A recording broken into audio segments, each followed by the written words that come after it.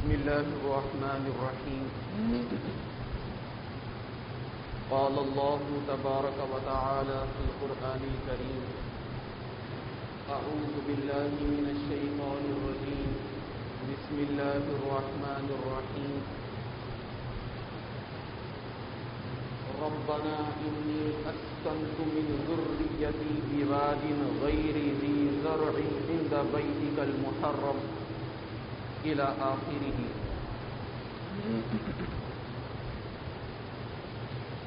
وقال النبي صلى الله عليه وسلم: من صام يوم عرفة كان له كفارة سنتين، ومن صام يوما من المحرم فله بكل يوم 30 يوما.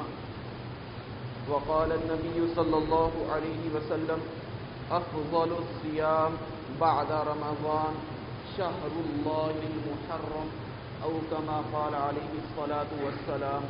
صدق الله العظيم وصدق رسوله النبي الكريم. معزز حاضرین، قرآن کریم کی ایک آیت تلاوت کی گئی.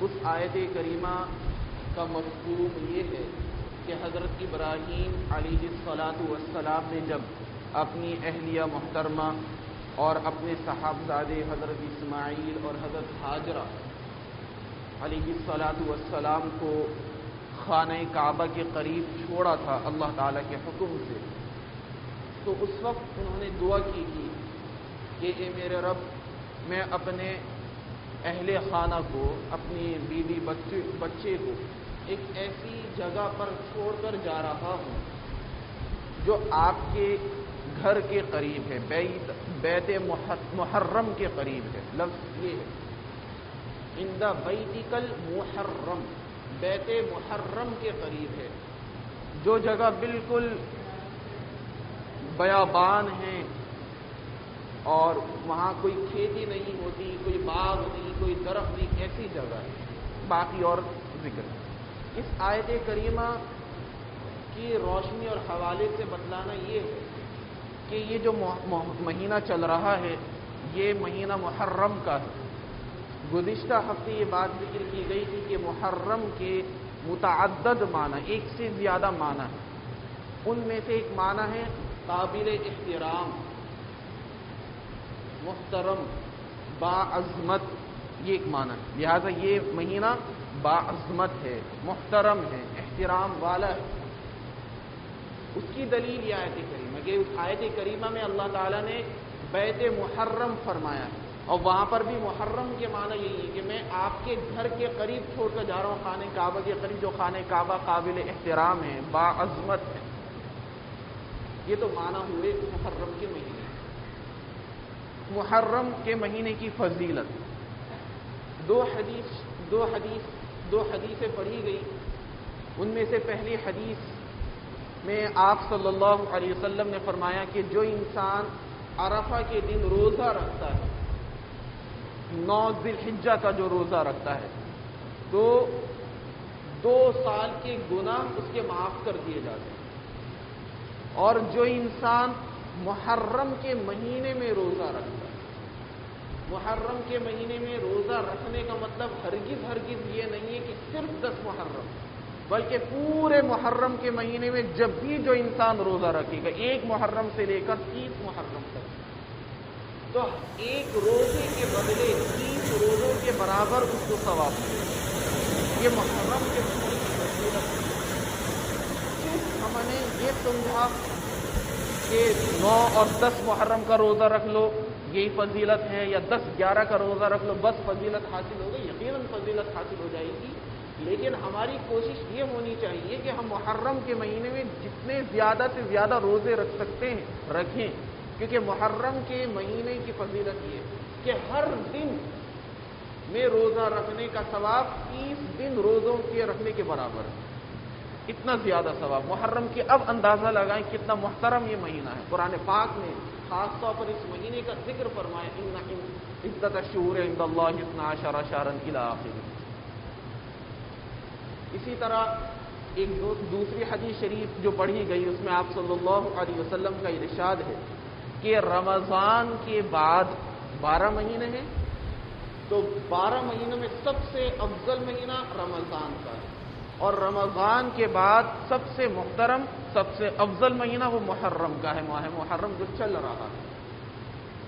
یہ فضیلت ہے۔ لہذا اس مہینے کو اور مہینوں کے مقابلے بہت زیادہ فضیلت حاصل ہے، یہ قابل احترام ہے۔ قرآن و حدیث میں متعدد جگہوں پر اس کا ذکر آیا، محرم کے مہینے کا متعدد فضیلتیں آئی ہیں اس کی۔ لہذا ہماری ایک کوشش یہ تو ہونی ہی چاہیے کہ ہم روزے رکھیں، 9، 10 کا، 10، 11 کا، اور زیادہ سے زیادہ اس مہینے میں روزے رکھیں، لیکن روزے رکھنے سے کہیں زیادہ ہماری ایک کوشش بھی ہونی چاہیے ان فضیلتوں کو پیش نظر رکھتے ہوئے کہ ہمیں کیسی زندگی گزارنی چاہیے جیسی اللہ نے بتلائی ہے۔ یہ بھی تقاضا ہے اس محرم کا حق، اس محرم کے مہینے کا حق ادا کرنے کہ ہم ایک اچھا انسان بن کر زندگی گزاریں۔ حکم تو یہی ہے کہ ساری زندگی، لیکن کم از کم اس مہینے کا تو ہم کے اس احترام کو ملحوظ رکھتے ہوئے اس مہینے میں کم از کم گناہوں سے مکمل طور پر بچنے کی کوشش کریں اور زیادہ سے زیادہ اچھے کام کرنے کی کوشش کریں۔ اس کی کچھ تاریخ محرم کے اس روزے کی دیکھیں، رمضان کے روزوں کے فرض ہونے سے پہلے عاشورہ کے دن کا روزہ فرض تھا، یعنی 10 محرم کے دن روزہ رکھنا فرض تھا۔ کب؟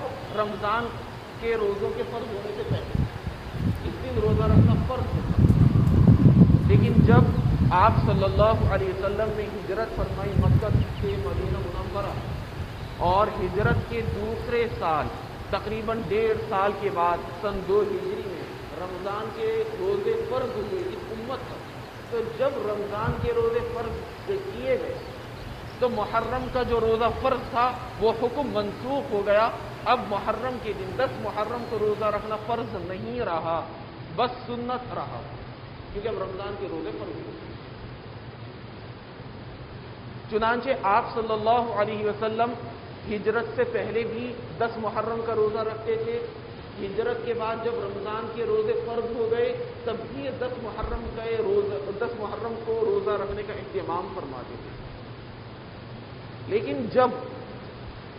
جس سال آپ کا وصال ہوا، آپ کا انتقال ہوا، تو اس سے 1 سال پہلے جب 10 محرم آیا تو اس سال آپ نے 10 محرم کو روزہ رکھا، حکم بھی دیا کہ روزہ رکھا کرو، افضل ہے۔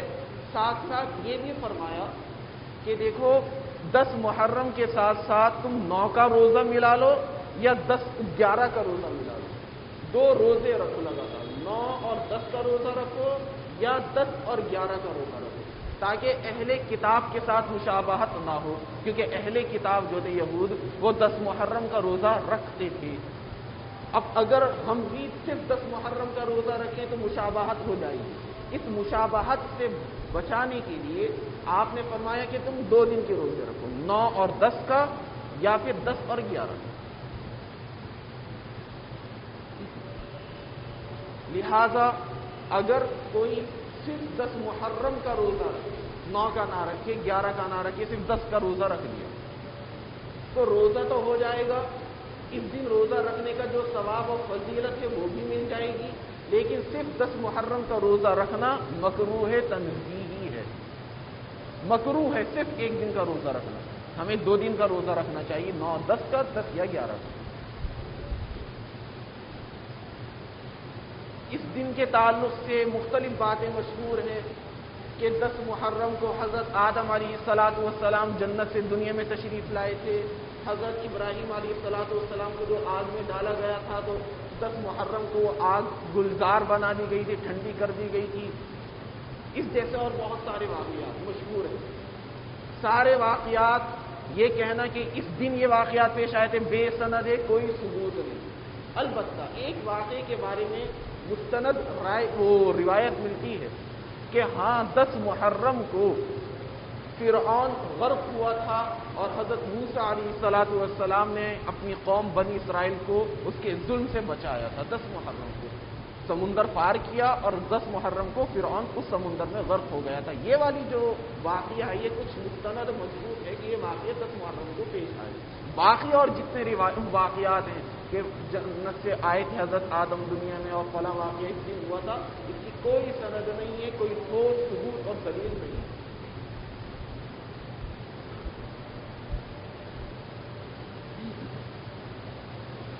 اسی طرح روایت ہے کہ آپ صلی اللہ علیہ وسلم نے فرمایا من وسع علی عیالی یوم عاشوراء وسع اللہ علیہ السنہ کلہا او کما قال علیہ السلام. روایتیں آپ کے پاس آ چکی ہوں گی, سب صبح فجر کے وقت سے لے کر رات کو 2-3 بجے تک اپڈیٹ رہتے موبائل پر, تو وہ سب چیزیں تو آپ کے پاس آ چکی ہوں گی کہ آپ صلی اللہ علیہ وسلم کا ارشاد ہے کہ جو انسان محرم والے دن 10 محرم کو اپنے اہل و عیال پر دسترخوان کو وسیع کرے گا, نہاری بنوائے گا, ہماری آپ کی زبان ہم تو یہی سمجھیں کہ نہاری بنوائے گا, بریانی بنوائے گا, حلیم بنوائے گا, روزہ تقسیم کرے گا, ہم تو یہی سمجھتے ہیں چکن چنگیزی بنے گا. تو فرمائے کہ جو انسان 10 محرم کو اپنے اہل و عیال پر دسترخوان کشادہ کرے گا تو اللہ تعالیٰ پورے سال اس کے رزق میں برکت عطا فرمائیں گے. یہ حدیث شریف. تو اس حدیث شریف کی حقیقت کیا ہے؟ فرمایا کہ یہ حدیث شریف محدثین کے اصول کے مطابق ضعیف ہے, کمزور ہے. لیکن یہ ذہن میں رکھیے کہ ضعیف ہونے کا مطلب کیا ہے؟ ضعیف ہونے کا مطلب یہ نہیں ہوتا کہ وہ حدیث نہیں ہے, ایسا نہیں ہے. وہ حدیث ہے لیکن کچھ کمزور درجے کی ہے روایت کے اعتبار سے. لہذا یہ کہنا کہ اس دن اپنے اہل و عیال کے لیے, اپنی فیملی کے لیے دسترخوان کو کشادہ کرنا سنت ہے, یہ غلط ہے. بس اتنا کہہ سکتے ہیں کہ افضل ہے, مستحب ہے کہ ایسا کرنا, لیکن سنت ہے یہ کہنا صحیح نہیں ہے. اس بات کو ذہن میں رکھیں.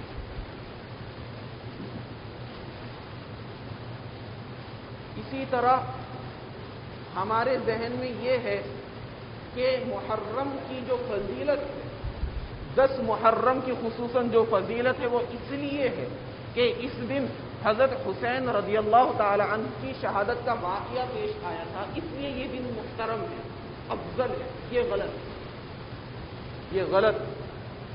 اس دن کی فضیلت حضرت حسین رضی اللہ تعالی عنہ کے اس واقعے کی وجہ سے نہیں ہے.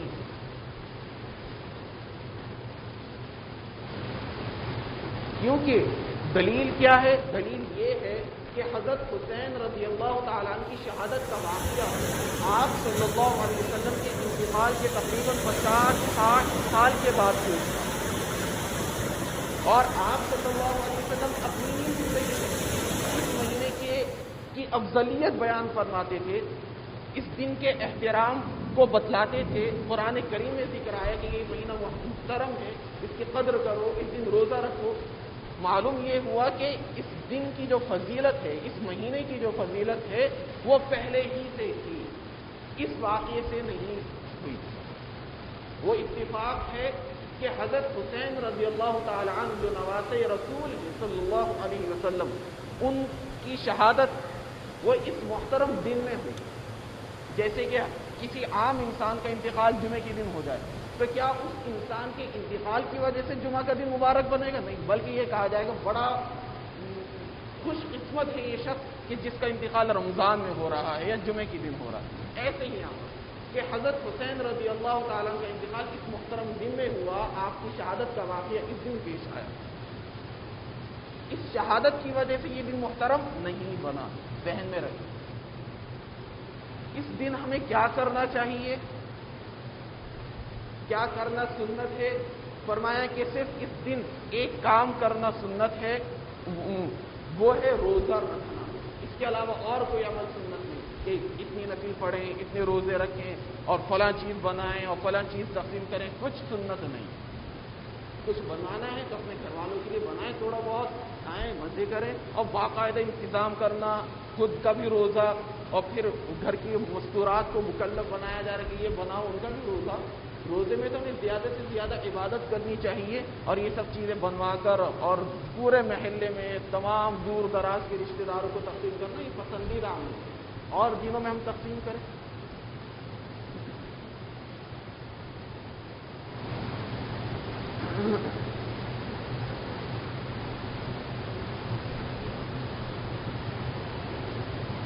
اسی طرح رمضان جو 10 محرم کا روزہ ہے اس دن کے تعلق سے ایک مسئلہ اور ہم ذہن میں رکھیں. یہ بہت سوالات یہ سوال ہمارے ذہنوں میں رہتا ہے کہ رمضان کے روزوں میں ہم سحری کھاتے ہیں اور سحری کھانا مستحب و سنت ہے افضل ہے. تو کیا نفل روزہ رکھتے ہوئے بھی سحری کھانا مستحب ہے؟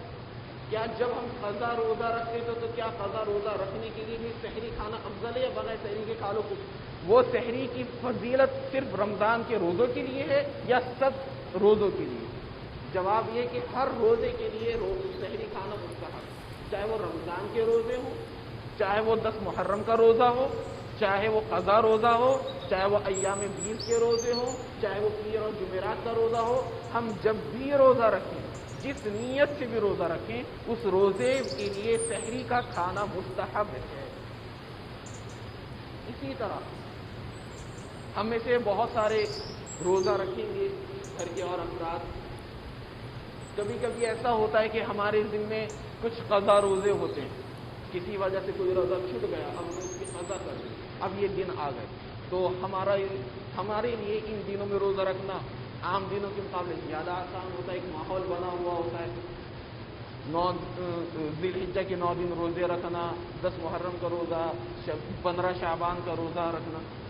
تو جب یہ دن آئے، ان دنوں میں روزہ رکھنا سنت ہے یا افضل ہے، تو اگر ہمارے ذمے پہلے سے قضا روزے ہیں تو بہتر یہ ہے کہ ان دنوں میں ہم قضا روزے کی نیت کریں کہ میں قضا روزہ رکھ رہا ہوں. یہ نیت نہ کریں کہ 10 محرم کے دن جو روزہ رکھنے کی فضیلت میں نفل روزے کی نیت نہ کریں، تاکہ قضا روزے کی جو قضا ہے وہ قضا کرنا فرض ہے اور ان دنوں میں روزہ رکھنا سنت ہے. تو ہمارے اوپر جو چیز ادھار ہے، جو چیز ڈیو ہے، اس کو پہلے ادا کرنا بہتر ہے. ہاں اگر ہم نفل روزہ رکھ لیں کوئی حرج نہیں ہے، ثواب ملے گا، لیکن بہتر کیا ہے کہ پہلے ہمارے اوپر جو ادھار ہے ہم پہلے اس ادھار کو ادا کریں. اب سوال یہ پیدا ہوگا کہ میں نے قضا روزے کی نیت کر لی تو پھر اس دن روزہ رکھنے کی جو فضیلت ہے، جو ثواب ہے، وہ مجھے نہیں ملے گا اور ہمارا دل چاہ رہا ہے. تو جواب یہ ہے کہ اللہ تعالیٰ کی ذات سے امید رکھیں کہ قضا روزہ جب ہم رکھیں گے ان دنوں میں تو قضا روزہ بھی ادا ہو جائے گا اور امید رکھیں کہ اس دن روزہ رکھنے کی جو فضیلت ہے وہ فضیلت بھی مل جائے گی. لیکن نیت کو مکس نہ کریں کہ میں قضا روزہ بھی رکھ رہا ہوں سنت روز نہیں، نیت صرف ایک ہی روزے کی ہوگی، قضا یا نہ. تو بہتر یہ ہے کہ ہم قضا روزے کی نیت کریں. خاص طور پر ہمارے گھر کی جو مستورات اور خواتین ہیں اس تعلق سے ان کے ذمہ قضا روزے ہوتے ہیں عام طور پر، تو قضا روزے رکھیے تاکہ اس ذمہ داری سے اور اس فرض سے وہ سبکدوش ہوں. اللہ تعالیٰ ہم سب کو عمل کی توفیق عطا فرمائے. اور ایک بار پھر اس جمعہ میں بھی کہ دیکھیں اپنی صحتوں کا خیال رکھیں. اب یہ کہیں گے ماسک لگائیں تو یہ بات بڑی عجیب سی لگتی ہے. اب ہم سمجھتے ہیں یہ کوئی گناہ والی بات کہی جا رہی، ماسک لگاؤ، ایسا لگتا ہے جیسے کوئی گناہ کی بات ہم کہہ رہے ہیں. لہٰذا بھائی اس بات کو اس طریقے سے کہیں کہ اپنی صحتوں کا خیال رکھیں، اپنی ہیلتھ کا خیال رکھیں، ماسک لگائیں. اور پھر ماسک لگا کر اللہ تعالیٰ پر یقین، ماسک اتار پر اللہ تعالیٰ پر یقین کرنا یہ توکل نہیں ہے. ایسا کرنے پر اللہ تعالیٰ کی طرف سے کوئی مدد نہیں آتی. یاد رکھیے امکانات اس چیز کے بنتے ہیں پھر کہ اللہ تعالیٰ آزما لیں. بہت بہادر بن رہے ہو، چلو تھوڑا ہم تمہیں آزما لیں، خدا نہ خاص. تو مسئلہ یہ ہے کہ ہم ماسک لگا کر جو صحت کے جو اصول ہیں، جو ہدایات ہیں، ان کو اپنا کر اللہ پر یقین کریں. ان کو چھوڑ کر اللہ پر یقین کریں تو آزمائش کے امکانات زیادہ بڑھ جائیں گے. پھر اور کہیں خدا نہ خواستہ بخار ہو گیا، پھر حضرت بس بیٹھے ہیں، پھر بار بار نہ پڑیں، پھر کی طرف سونگ رہے ہیں کہ مجھے اتنی کی خوشبو آ رہی ہے نہیں آ رہی. پھر یہ ہوتا ہے، پھر اپنے بیوی بچے نظر آتے ہیں، میرا چھوٹا بچہ ہے کہ کیا ہوگا اور یوں پریشان ہزاروں، اتنی زیادہ ہوا میں نہیں اڑنا چاہیے. نماز ہم چھوڑیں، قرآن ہم نہ پڑھیں اور پھر اتنا بڑا یقین کا دعویٰ کریں، اتنے بڑے توکل کا جی کچھ نہیں ہوگا. انتہائی غیر مناسب ہے، پسندیدہ عمل نہیں ہے. اللہ تعالیٰ ہم سب کو سمجھ عطا فرمائے اور عمل کی توفیق عطا فرمائے. وآخر دعوانا ان الحمد للہ رب العالمین.